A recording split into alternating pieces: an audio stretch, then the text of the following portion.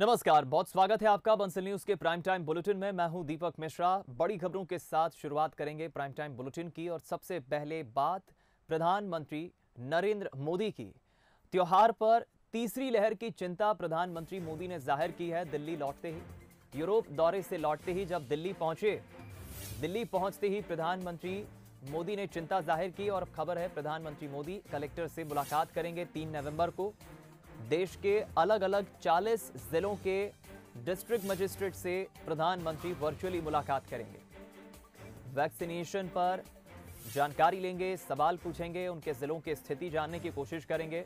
Video conferencing के जरिए virtually यह बैठक होगी। प्रधानमंत्री नरेंद्र मोदी की अध्यक्षता में प्रधानमंत्री अलग अलग ऐसे 40 जिलों के कलेक्टर्स से चर्चा करेंगे।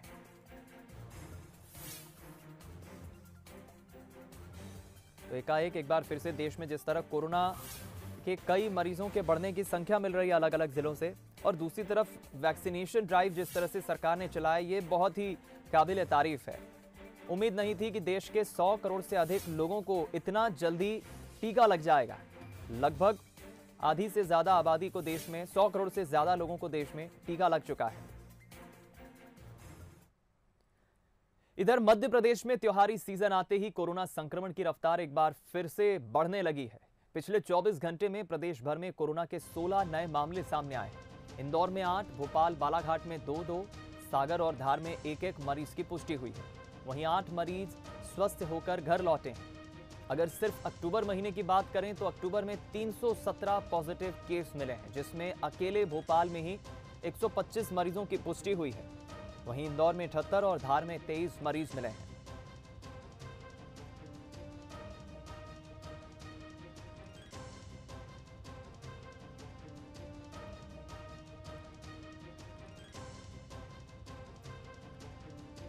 जरूरत है मध्य प्रदेश वासियों को एक बार फिर से सावधान और सतर्क रहने की। कोरोना के मरीज एक बार फिर से बढ़े हैं।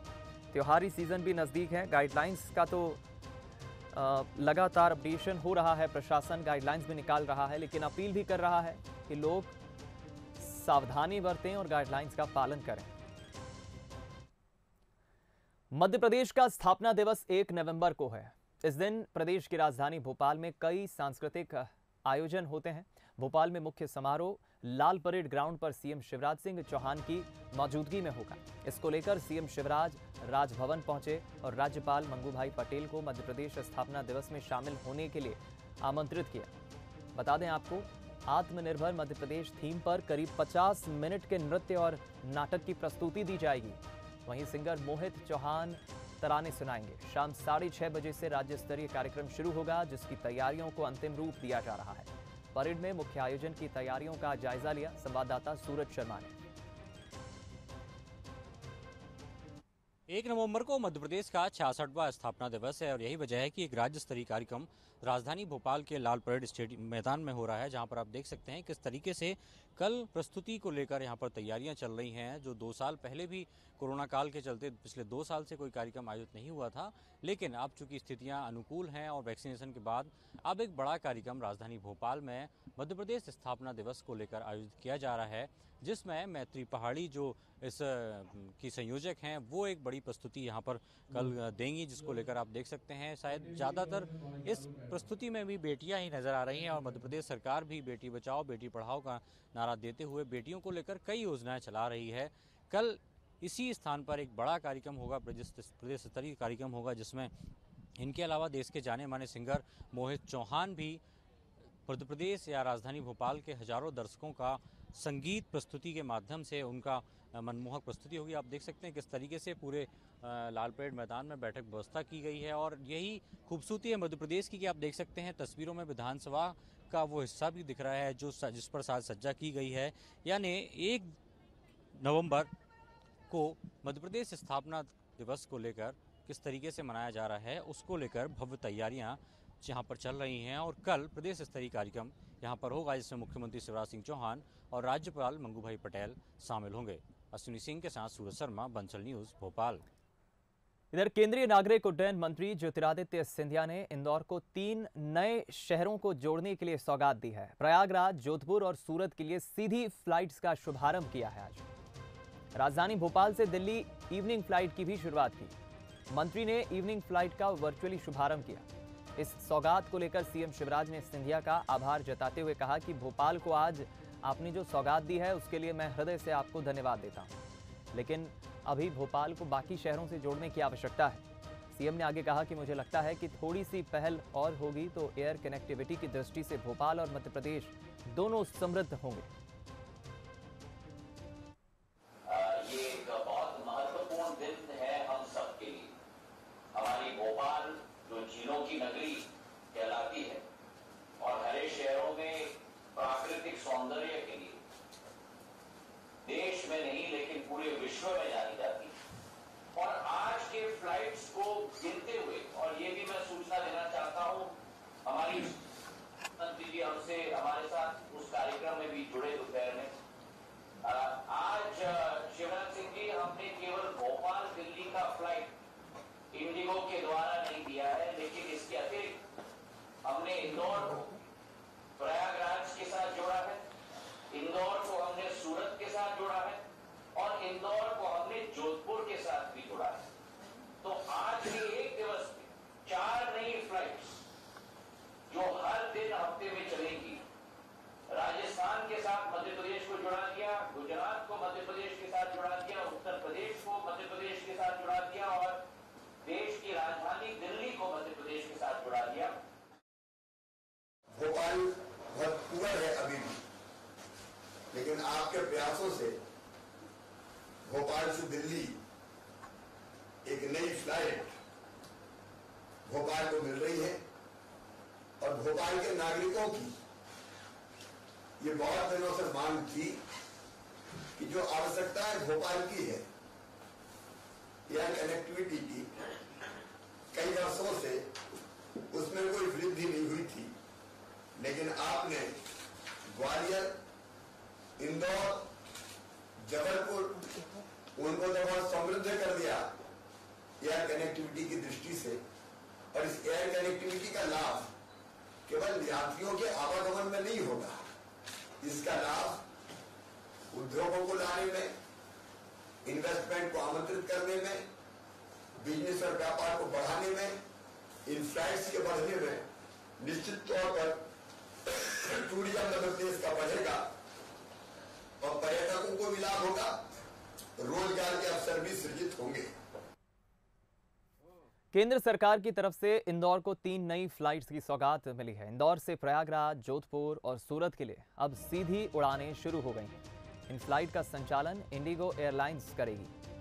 केंद्रीय एविएशन मिनिस्ट्री के प्रमुख मंत्री एविएशन मिनिस्टर ज्योतिरादित्य सिंधिया ने दिल्ली से वर्चुअली जुड़कर फ्लाइट्स का शुभारंभ किया। इस मौके पर बीजेपी के राष्ट्रीय महासचिव कैलाश विजयवर्गीय भी शामिल रहे। वहीं इंदौर एयरपोर्ट पर भी अब एक नई सौगात जो मंत्री ने दी है वो है कि अब इंदौर एयरपोर्ट 24 घंटे खुला रहेगा।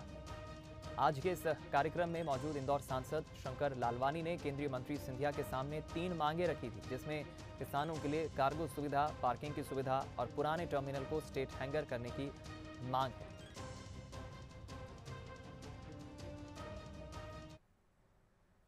और इस वक्त खबर खेल के मैदान से मिल रही है। T20 वर्ल्ड कप चल रहा है। भारत का आज दूसरा मुकाबला न्यूजीलैंड के साथ है।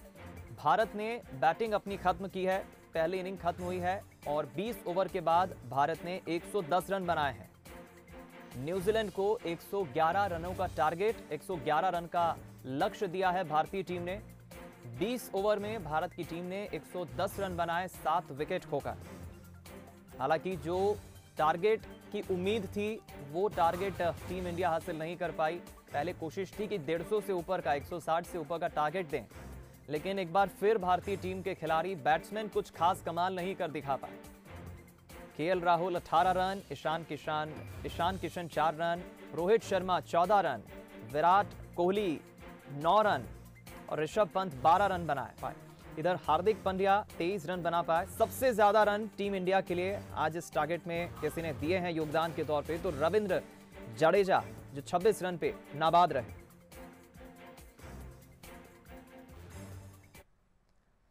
इधर रेगांव में चुनाव की थकान भूल कांग्रेस प्रत्याशी कल्पना वर्मा स्ट्रांग रूम में पहरा दे रही है। साथ में उनके समर्थक भी दिन रात स्ट्रांग रूम के बाहर डटे हैं। हालांकि स्ट्रांग रूम पर पैरामिलिट्री फोर्स के साथ साथ पुलिस भी पहले से तैनात है और सीसीटीवी की भी चारों तरफ से नजर है। स्ट्रांग रूम के बाहर बैठी कल्पना वर्मा इसे जनता का आशीर्वाद मानती है और इसी की सुरक्षा में लगी है। हम लोगों ने मेहनत करी, वो हमारी मेहनत यहाँ पर बंद है, तो किसी भी तरीके से रिस्क नहीं लेना चाहते। और जो जनता का आशीर्वाद है वो यहाँ पर कैद है, तो जनता के आशीर्वाद के सामने ये थकान, ये मेहनत कहीं कुछ भी नहीं है। और जो हमसे संभवतः होगा वो अपन करने का प्रयास कर रहे हैं, बेस्ट। देवतालाब स्टेडियम में विधानसभा अध्यक्ष गिरीश गौतम की साइकिल यात्रा के समापन समारोह में रविवार को सीएम शिवराज शामिल हुए। इस मौके पर मुख्यमंत्री ने देवतालाब में 99 करोड़ 77 लाख रुपए के 59 निर्माण कार्यों का लोकार्पण और भूमि पूजन किया। साथ ही देवतालाब के लिए कई अहम घोषणाएं भी की, जिसमें देवतालाब को नगर पंचायत बनाने और तहसील बनाने की प्रक्रिया जल्द शुरू करने का ऐलान किया। सोलर प्लान, गौ अभ्यारण्य की स्थापना, शिव मंदिर का जीर्णोद्धार, सीतापुर में पुलिस चौकी के साथ साथ सीएम राइजिंग स्कूल खोलने की भी घोषणा है।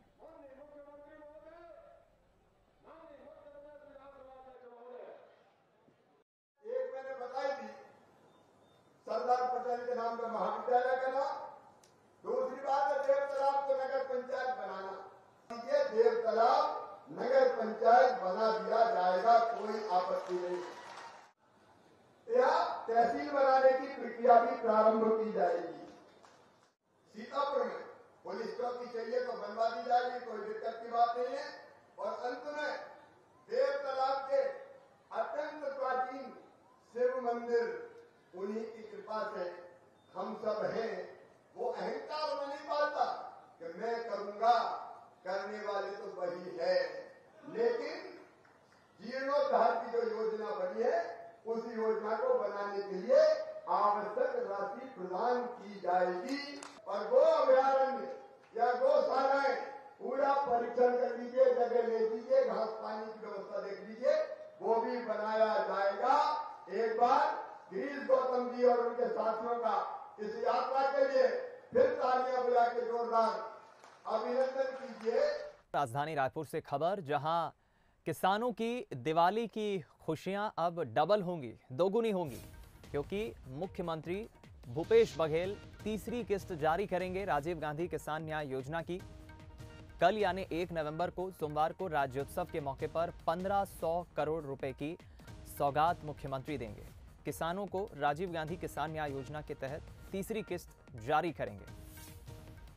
करीब 1500 करोड़ की सौगात अलग अलग किसानों को मुख्यमंत्री देंगे।